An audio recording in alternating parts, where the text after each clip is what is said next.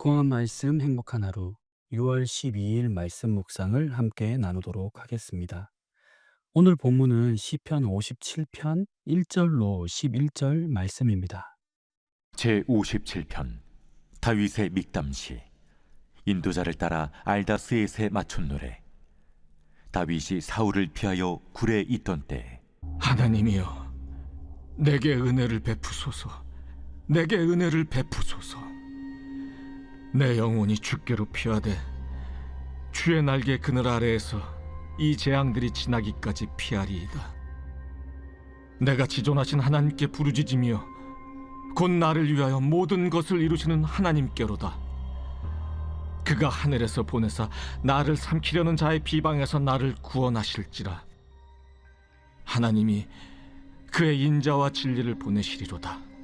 내 영혼이 사자들 가운데서 살며 내가 불사르는 자들 중에 누웠으니 곧 사람의 아들들 중에라. 그들의 이는 창과 화살이요 그들의 혀는 날카로운 칼 같도다. 하나님이여, 주는 하늘 위에 높이 들리시며 주의 영광이 온 세계 위에 높아지기를 원하나이다. 그들이 내 걸음을 막으려고 그물을 준비하였으니 내 영혼이 억울하도다. 그들이 내 앞에 웅덩이를 팠으나 자기들이 그 중에 빠졌도다. 하나님이여, 내 마음이 확정되었고 내 마음이 확정되었사오니 내가 노래하고 내가 찬송하리이다. 내 영광아 깰지어다. 비파야 수금아 깰지어다. 내가 새벽을 깨우리로다. 주여, 내가 만민 중에서 주께 감사하오며 문나라 중에서 주를 찬송하리이다. 무릇 주의 인자는 커서 하늘에 미치고 주의 진리는 궁창에 이르나이다. 하나님이여, 주는 하늘 위에 높이 들리시며 주의 영광이 온 세계 위에 높아지기를 원하나이다. 아멘. 우리는 시편을 단순히 찬양 혹은 기도로 받아들이기 쉽지만 시편은 단지 감정을 표현하는 것이 아니라 삶 속에서 하나님의 이해를 고백하는 어떤 신학적 투쟁이라고 볼 수 있습니다. 오늘 본문 시편 57편은 다윗이 사울을 피하여 아둘람 굴에 숨어 있을 때 지은 시입니다.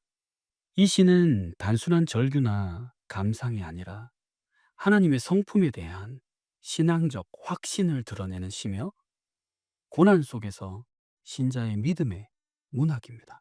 소설이 인물 사건 배경으로 그렇게 해석할 수 있다면 시는 화자, 정서, 구조, 이미지, 그다음에 시어의 병행법 또는 방법법 등으로 이해해야 합니다.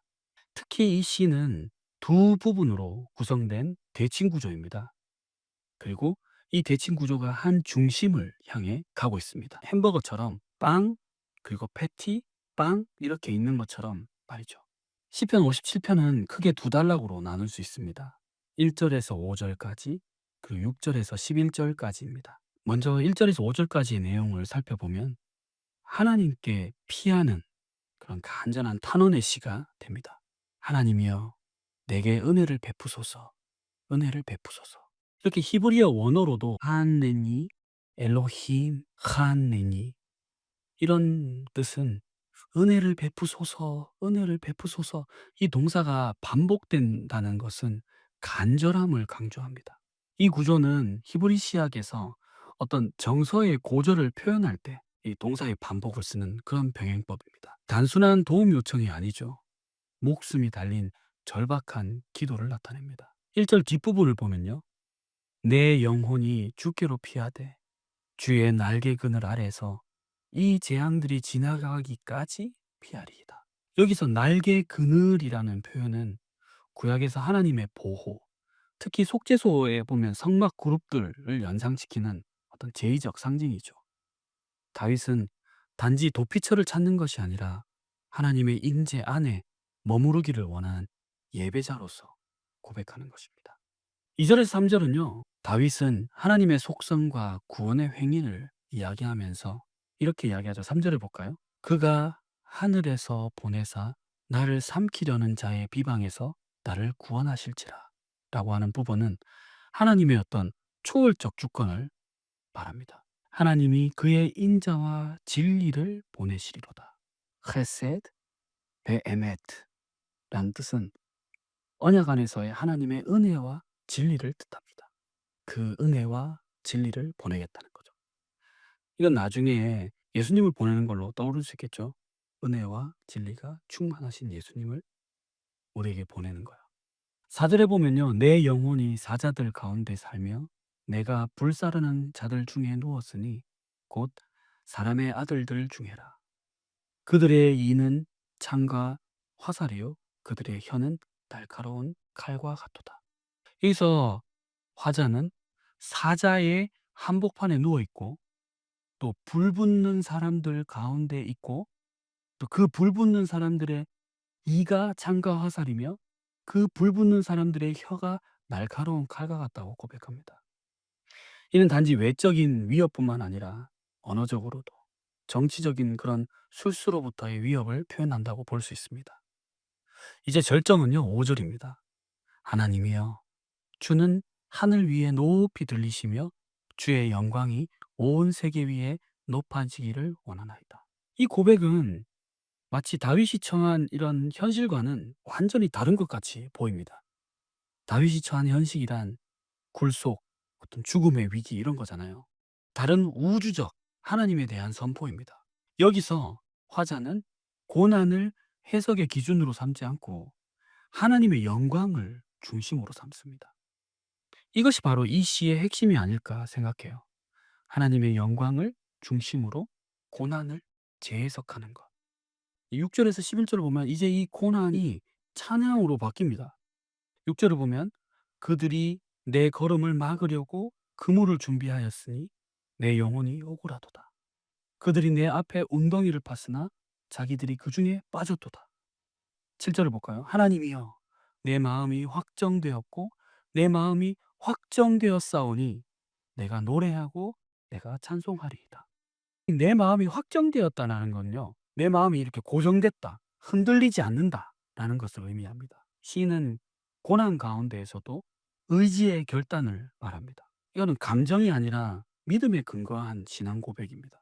다윗은 깰지어다 내 영광아 라고 외치면서 고난 중에 찬양을 선택합니다. 자, 이제 9절, 10절을 보면요. 이 찬양이 전 세계를 향한 선포로 확장됩니다. 고난 속에서 시작된 노래가 이제는 선교적 방향으로 변환이 됩니다. 그러니까 마지막 11절은 5절과 동일한 후렴구로 마무리가 돼요. 그래서 시 전체의 대칭 구조를 완성합니다. 이 시는 단지 울부짖는 기도가 아니라 고난을 찬양으로 바꾸어내는 그런 신앙의 노래입니다. 시편 57편의 가장 중심에는 하나님의 날개 그늘 아래라는 그런 이미지가 있습니다. 이 표현은 복음서에서 예수님이 예루살렘을 향해 울며 하신 말씀과 같이 이어집니다. 예루살렘아, 암탉이 그 새끼를 날개 아래에 모은 같이 내가 너희를 모으려 한 일이 몇 번이더냐. 예수님은 바로 그 날개 그늘 되시는 분입니다. 십자가에서 죽으시고 부활하신 그분은 우리에게 은혜와 진리를 보내시는 하나님. 시편 57편이 예언한 그 날개입니다. 그러므로 사랑하는 강서 공동체 여러분, 시편 57편은 단지 다윗의 고백이 아니라 우리의 고백이 될 수 있습니다. 어쩌면 우리 가운데 지금 두려움, 억울함 또는 반복되는 좌절 속에서 하나님께 간구하고 있습니까? 그렇다면 시인의 그 고난 속에서도 구원을 보려고 하는 이 시선을 배웠기를 바랍니다. 우리도 그리스도의 날개 그늘 아래서 구원을 기다리는 찬양의 사람이 되시기를 간절히 바랍니다. 오늘 시를 가지고 이렇게 적용해 보면 어떨까요? 고난의 중심에서 나는 내 감정을 따라가고 있는가? 아니면 하나님의 영광을 중심으로 고난을 다시 해석하고 있는가? 이렇게 기도하시겠습니다.